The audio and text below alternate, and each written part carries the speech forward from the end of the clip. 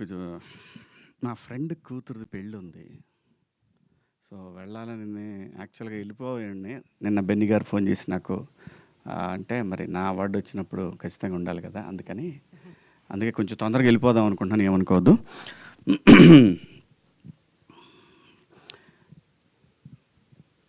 Women's day సందర్భంగా ప్రతి ఆడపిల్లకి, ప్రతి అమ్మకి, అందరికీ నా హృదయపూర్వక శుభాకాంక్షలు. దండోరా!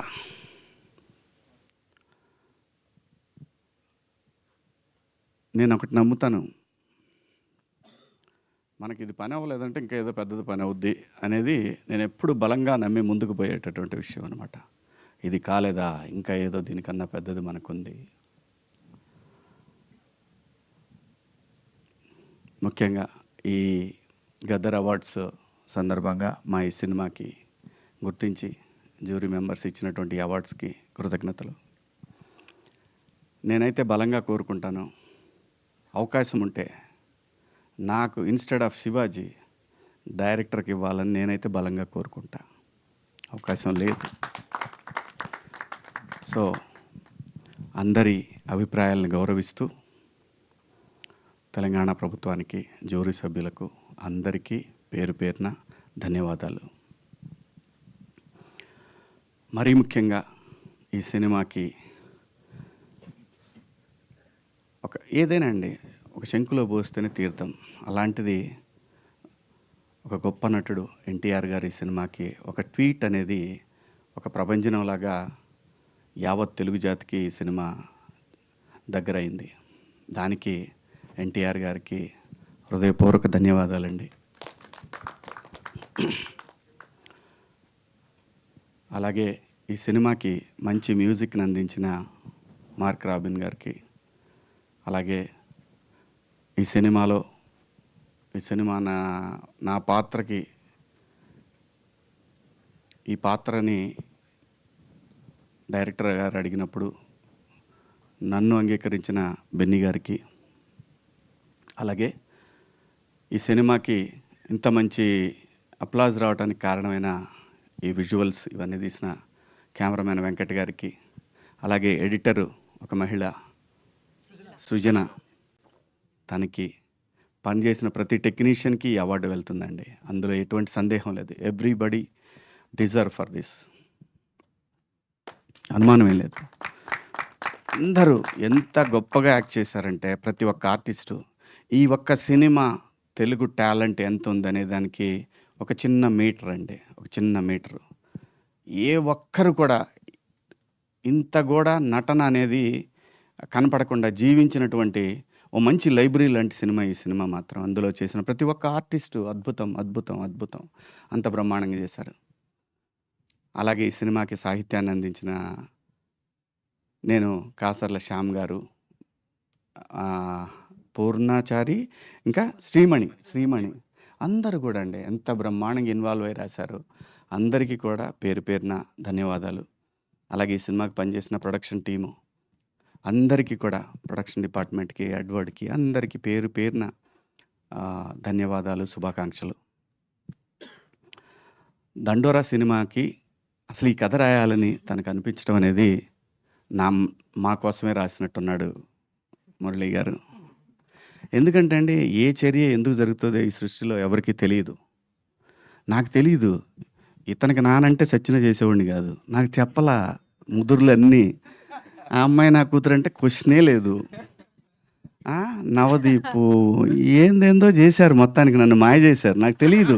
ఓన్లీ నేను ఈ సినిమా కథ చెప్తున్నప్పుడు వీళ్ళందరూ ఉన్నారనే విషయం, వీళ్ళందరితో షూటింగ్ అయిపోయిందనే విషయం, నేను లొకేషన్ పోయిందా తెలియదు నాకు.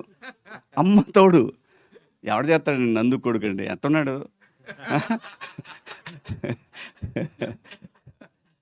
సరే, నవదీప్ అంటే మా సర్పంచి ఓకే, చేయొచ్చు. నందు కొడుకేండండి ఘోరంగా, మరి అన్యాయం, అరాచకం అది.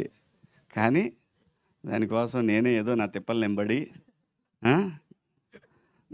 అంటే అనుకుంటారు యాక్టర్లు వాళ్ళకి టైంకి వస్తారు, డబ్బులు ఇస్తే చేసేసి వెళ్ళిపోతారు అంటారు. కాదండి, ఈ సినిమాకి నేను చేసిన పని తనకు కూడా తెలియదు. నేను నిద్రపోలా చాలా రోజులు. ఎందుకు నిద్రపోలేదంటే పూర్తి టైం 8 అవర్స్ నేను ఎప్పుడు నిద్రపోలా. ఓ 3 అవర్స్ నిద్రపోయాను. మొహం నిద్ర లేకపోతే ఉబ్బిద్ది. కొంచెం జీవం చచ్చిపోద్ది ఫేస్‌లో. లేకపోతే వీళ్ళకి ఫాదర్ అంటే ఎవడు నమ్ముతాడు? ఫ్రెష్‌గా తయారొస్తే ఇతని ఫాదర్ ఏంటి ఫ్రెండ్ అన్నా కూడా నమ్మరు. నేను.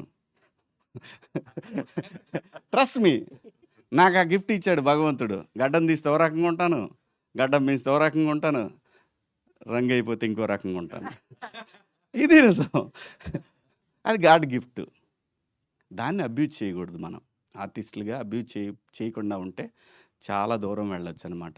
అది నేను బలంగా నమ్ముతాను. ఎందుకంటే దీని మీద బతకడానికి, ఈ సినిమా మీద బతకడానికి, దీని ద్వారా ఫ్యామిలీని, నెక్స్ట్ జనరేషన్స్‌ని ఇంకా ముందుకు తీసుకెళ్ళటానికి ఒక అద్భుతమైనటువంటి అవకాశం. దీన్ని నేను ఏ రోజు అబ్యూజ్ చేయలా. అది రెమ్యునరేషన్స్ విషయం కానివ్వండి, పని చేసే విషయంలో కానివ్వండి, టైమింగ్స్ కానివ్వండి, టైంకి వణుకొచ్చేస్తాయి. ఖచ్చితంగా యూనిట్ వెంత సహా ఉండేవాడిని. మొదటి రోజు నుంచి. ఇప్పుడు కాదు. ఎందుకంటే ఆకలి విలువ తెలిసినోళ్ళం. సో, కాబట్టి ఇది దైవంతో సమానం ఈ పని అనేది. అంత మంచి అవకాశాన్ని ఈ సినిమాలో నేను ఈ సినిమా కనెక్ట్ అయింది మళ్ళీ చెప్తున్నా. నేను ఈ సినిమా కథకి కనెక్ట్ అయింది కేవలం నేను ఈ సినిమా చేయటానికి నాకు విపరీతమైన ప్రొవోక్ చేసినటువంటి ఒక పాత్ర రాధ్య. ఆ పాత్ర గనక లేకపోతే అదే బిందుమాధవి కూతురు. ఆ పాత్ర లేతే నేను చేయను ఈ సినిమా. అమ్మ తోడు. ఈ సినిమా మొత్తానికి ప్రాణం ఆ పాత్ర అక్కడ. ఆ పార్టు అది నందు ఆ పాపని అక్కడ ఆ హౌస్ దగ్గర వదిలిపెట్టాడు అని చెప్పినప్పుడు ఒక క్షణం మంచినీళ్ళు తాగాను నేను మా ఆఫీస్ రూమ్‌లో తనకి కథ చెప్తున్నప్పుడు. చేద్దాం ఈ సినిమాని ఫిక్స్ అయ్యాను. అంత ఆ పాప కూడా ఎంత బాగా చేసింది అసలు. ఎంత అద్భుతంగా చేసింది. అంటే గూస్ బంప్స్ మూమెంట్స్ ఉంటాయి సినిమాలో. నాకు కథ చెప్పేటప్పుడు కూడా తను అదే చెప్పాడు. నేను అంతే రియాక్ట్ అయ్యాను. సో, చాలా నేను నిజంగా కూడా ఈ సినిమాకి మా డైరెక్టర్‌కి బెస్ట్ డైరెక్టర్ అని వస్తాను ఎక్స్‌పెక్ట్ చేశాను నేను. అంటే మన ఎక్స్‌పెక్టేషన్స్ అన్నీ ఒకేసారి ఎప్పుడు కూడా అవ్వాలని రూల్ ఏం లేదు. సో, మావాడు అన్నట్టు నెక్స్ట్ టైమ్ ఖచ్చితంగా ట్రై చేయి మురళి. ఆ! ఖచ్చితంగా ఇంకా ఈ సినిమాకి ఇంతటితో ఇదేం ఆగదు. ఇది చాలా దూరం వెళ్ళాల్సిందుంది. వెళ్తది కూడా అనుమానమేం లేదు. ఎందుకంటే ఆ రైటింగ్‌లో ఉన్నటువంటి దమ్మండి అది. ఆ రైటింగ్‌లో ఉన్నటువంటి దమ్మది. ఆ దమ్ముని నేచర్ ఊరికే వదిలిపెట్టదు. చాలా దూరం తీసుకెళ్తది. చాలా అవార్డ్స్ వస్తాయి ఈ సినిమాకి. ఖచ్చితంగా ముఖ్యంగా నేను కాసార్ల శ్యామ్ గారికి కూడా గట్టిగా ఎక్స్‌పెక్ట్ చేస్తున్నాను. సాంగ్ రాసింది ఆయన 'దండోరా' అనే సాంగు. పాడిన ఆయన తమిళ్ ఆయన కదండీ! యాంథోనీ దాస్. ఏముంటదండి ఆ గొంతు. ఏం గొంతండి అది. భగవంతుడు ఒక మనిషికి ఇక్కడ కొన్ని కళలు ఎందుకిస్తాడంటే దాన్ని ఎంజాయ్ చేయాలి. సమాజం ఎంజాయ్ చేయాలి. ఎంజాయ్ చేయటానికి ఒక్కో మనిషికి ఒక్కొక్క కళ ఇస్తాడు. ఆ కళ రూపంలోనే ఈ 'దండోరా'లో మీకు అవన్నీ కనపడతాయి. ఎందుకంటే సురేషు బాడీ మీద "అన్న నేను ఒక్కసారి వస్తానే" అంటాడు.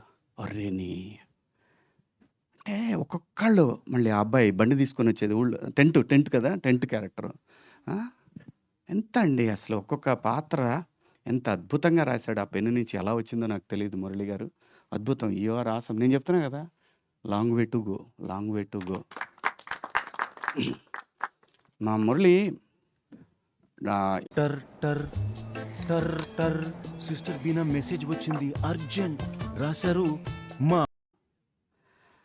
మురళికి నేను చెప్పాను 365 days 24/7 నేను కాల్ అవేలో అని చెప్పా. నేను యాక్ట్ చేయాల్సిన అవసరంలా.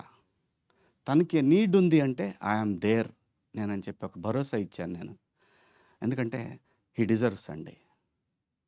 జాబ్ వదిలేసి సినిమా మీద ఒక ప్రేమతోటి ఇక్కడికి వచ్చాడు అంటే తమాషా కాదండి. ఎవరైనా సరే సాక్రిఫైస్ ఓకే. తన పేరు, ప్రతిష్టలు, డబ్బు ఇవన్నీ కావచ్చు. కానీ సాక్రిఫైస్‌కి ఒక వాల్యూ ఉంటదండి నేచర్‌లో. అనుమానమే లేదు. దాంట్లో నిజాయితీ ఉంటే ఈ నేచర్‌లో ఖచ్చితంగా నేచర్ నీతో నిలబడతది మురళి గారు. ఎక్కడికి పోదు ఇది. ఇది ఎక్కడికి పోదు. చాలా దూరం వెళ్తది. అలాగే ఈ సినిమాలో పనిచేసిన ప్రతి ఒక్క ఆర్టిస్టు అదిగో మావోడు సర్పంచ్ గాని, నందు గాని, ఆ అమ్మాయి ఆ కారు దోలే సీన్‌లో అయితే నిజంగా నాకు సినిమాలో బాగా నవ్వొచ్చిన సీను వీళ్ళిద్దరి కారు సీన్ అనమాట. అలాగే మన తమ్ముడు నాకు నా నా అల్లుడు రవికృష్ణ అబ్బాయి పేరు ఎప్పుడు కన్ఫ్యూజే నాకు. ర- రవికృష్ణ కానీ ఎంత బాగా చేశాడండి, ఎంత బాగా చేశాడు. ఆ, తిను తను ఉందిలేమ్మా, గుర్తుంది. అంత ఈజీగా ఎలా మర్చిపోతా, నువ్వు నా కూతురు అంటే. ఏ తను ఒక ఎక్స్ప్రెషన్ అండి, ఒక ప్లేస్ బాగా గుర్తు తెచ్చుకోండి. చనిపోదామని డిసైడ్ అయ్యి ఆ హాస్పిటల్లో ఒక ఎక్స్ప్రెషన్ ఉంటుంది చూసారా, అసం బ్రహ్మాండంగా చేసింది, అసలు అద్భుతంగా చేసింది. నందు సైక్ సిద్ధార్థ్ ఓకే, ఎరక్కొట్టాడు. ఆ, ఇంకా ఎవరున్నారు, రాధ్య నెంబర్ 1 ఆ పిల్లకే ఇస్తాను నేను, రాధ్య. అలాగే బిందు మాధవి గారు, చెప్పనండి మీరు చెప్పండి. అలాగే బిందు మాధవి గారు, ఆ రోజే చెప్పాను నేను, తెలుగులో అమ్మాయిలకు కానీ అబ్బాయిలకు కానీ టాలెంట్కి కొద్దవే లేదండి. ఫైనెస్ట్ యాక్ట్రెస్ అమ్మాయి, చాలా చాలా చాలా మంచి మంచి పాత్రలు చేయొచ్చు. ఎక్కడో ఎయ్యో చిన్న చిన్న ఆ ఆ చిన్న అదే చూద్దాం అనే వద్దు, బ్రహ్మాండంగా చేయగలం, బ్రహ్మాండంగా. అంటే ఈ దేశంలో ఏ భాష కన్నా తక్కువ కాని నటులు మన తెలుగు సినిమాలో ఉన్నారండి. ఇవ్వండి, మీరు ఇవ్వాలే కానీ మళ్ళీ పెట్టొద్దు స్టేచర్లు ఇవన్నీ పెట్టొద్దు. ఒక పాత్ర ఇస్తే కదా స్టేచర్ తెలిసేది. స్టేచర్స్ లేవు, కథే అల్టిమేట్ స్టేచర్, అదే వస్తుంది ఒక ఆర్టిస్ట్కి, స్టేచర్ అదే వస్తుంది. కథని నువ్వు క్రియేట్ చేయి, ఆర్టిస్ట్ ఖచ్చితంగా ఆ స్టేచర్ని తీసుకొస్తాడు.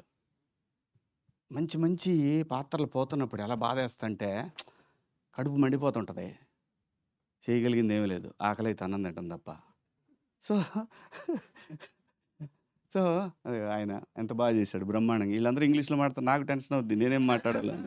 మీ అమ్మ అలా, ఎందుకంటే బాగా చదువుకున్న వాళ్ళు వీళ్ళందరూ, అందరూ చదువుకున్నోళ్ళు. మనమే బిఏ తెలుగు మీడియం, ఒక్కోసారి కంగారు అవుతుంటుంది, వాళ్ళు ఇంగ్లీష్లో మాడుతుంటారు, టెన్షన్ అవుతుంటుంది. కానీ మనకిచ్చాడు బ్రహ్మాండమైన నటన అనే ఒక అద్భుతమైనటువంటి సాధనాన్ని. దాంతో అమెరికాలో కూడా బతికేయచ్చు ఇంగ్లీష్ రాపోయినా. సో చాలా హ్యాపీగా ఉందండి. Thank you Murali, thank you. మళ్ళీ చెప్తున్నాను, ఎనీ